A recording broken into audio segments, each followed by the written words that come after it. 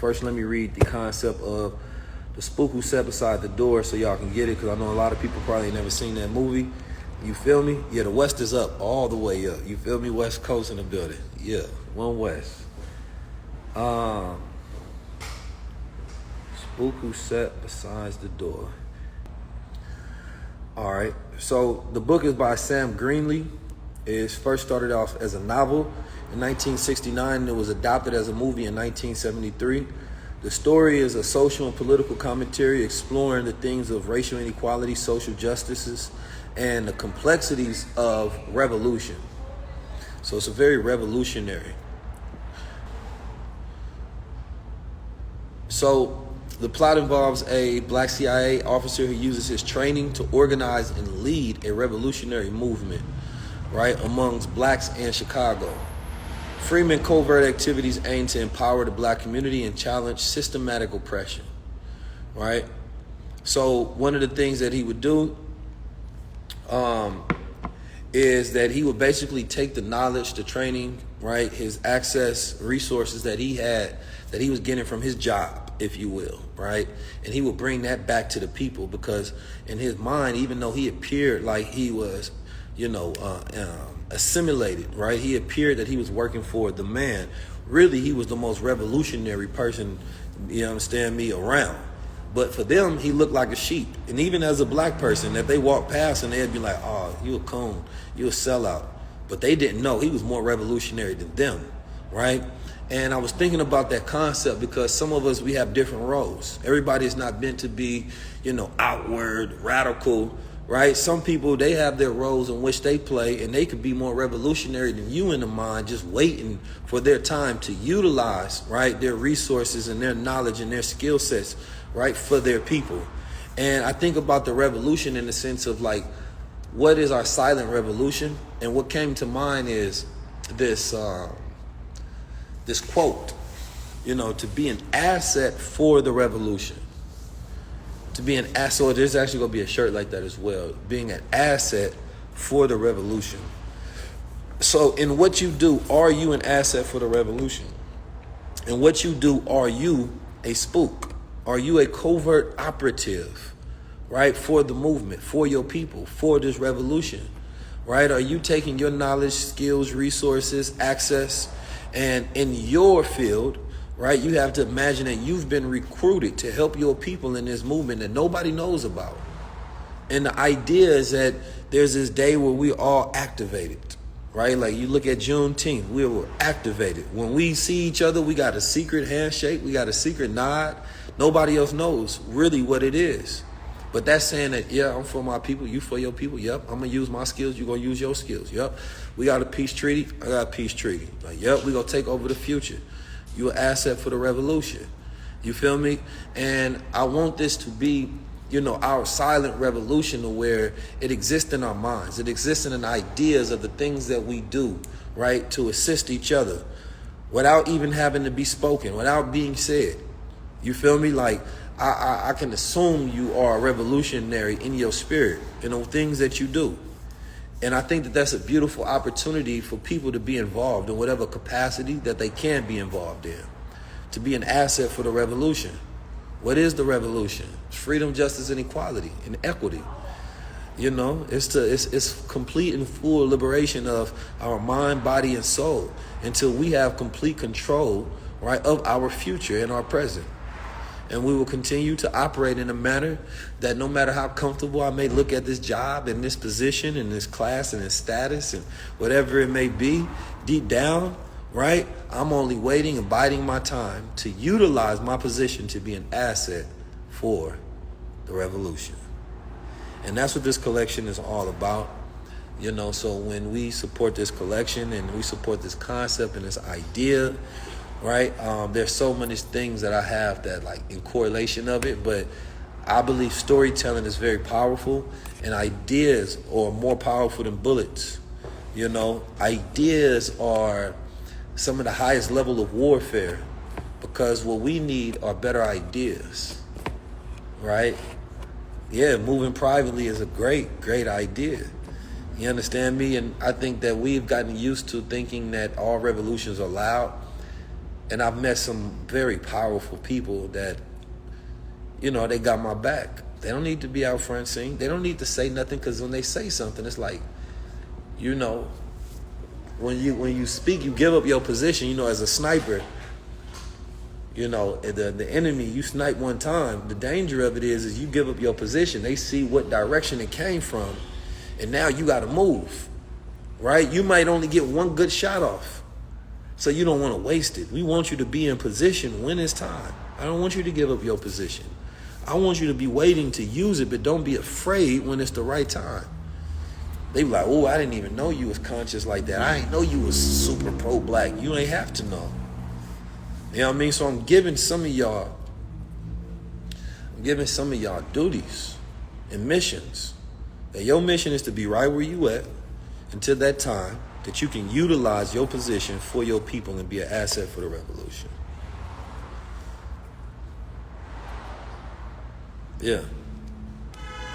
So that is the idea. That is the full thought out concept, right? And I think it's the best way for us to know how to think, because sometimes a mother can be the most revolutionary in what she teaches her child, what she feeds her child, right? And she can say, well, one of the most revolutionary things I'm going to do is I'm going to teach my child who he is, where he's from, and that the world is his, and to be afraid of nothing. I'm going to teach him how to move strategic and militant, how to respect himself and others, right? I am going to raise a young God in this world, right? That will be a leader. That can be the revolution of a mother, And that is the way she operates as a spook. Nobody knows she even exists. Nobody knows she's doing that. That's how you be a spook. So when we say spooks and messiahs, it's different. Some people are obvious messiahs. They have that Christ-like personality that they have to be out there in the front. And then some are spooks. You don't even know they exist. But both of them are assets for the revolution.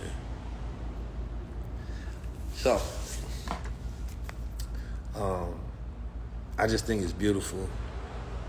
And, I came up with that, really thinking about so many people that come up to me all the time, and thinking about when I worked a job, and people will probably look at me when I'm working a job and being like, oh, he working for the white man.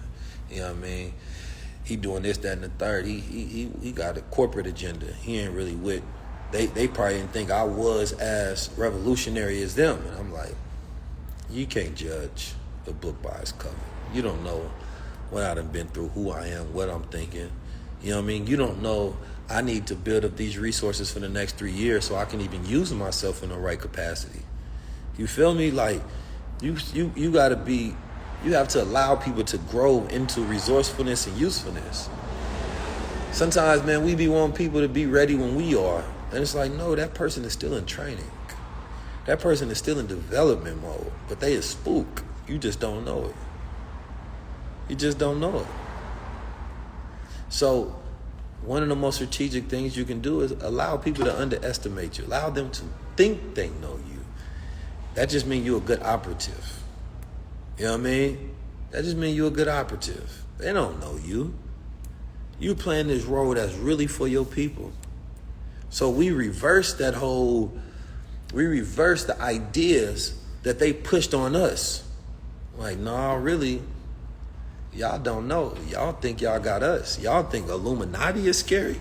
What's more scary is the fact that we've actually been covertly allowing y'all to think y'all got us controlled, allowing y'all to think that we slaves, allowing y'all to think that y'all in power. And one day, we just go flip the switch and we all activated and on code. One day, there's a behind the scenes organization that's actually orchestrating and allowing you to think so that when the perfect time comes in, the revolution begins. I think that is the idea that we need to have, because the idea becomes the movement. The idea becomes the organization. And see, this is a reason why movies and books like that were banned, because they didn't want the idea to even get in your head. Imagine that. If all the people that we thought were coons and traitors and sellouts, whole time, they were just working to get into perfect position. So they was completely trusted by the enemy so that they can operate for their people. Oh, man. Ooh, that's a dangerous idea. Ooh, that'll scare the hell out them folks. Ooh, don't put that into possession. Don't put that out there. Don't let that become an idea, because guess what? The idea is going to recruit people. The idea is the greatest recruitment tool where people are like, damn, that is why I'm here. And before you know it, it's too late. Because some of those people y'all might think is sellouts. Maybe they not. Maybe they need you to think that they're a sellout so that the people that they're next to completely trust them.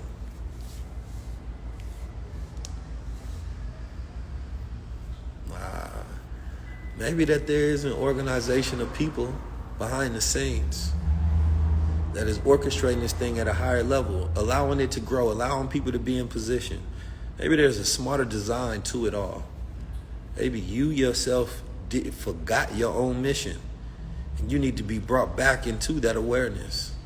When you first thought about breaking the matrix, right? When you first came into consciousness or awareness, you thought about, where are those people that's going to be with me? Where are those people that are going to want to break out of this as well? When is that day is going to come we overturn the system? Well, keep playing your position, right? Continue to grow in your position, can grow in your influence, your power, your resources.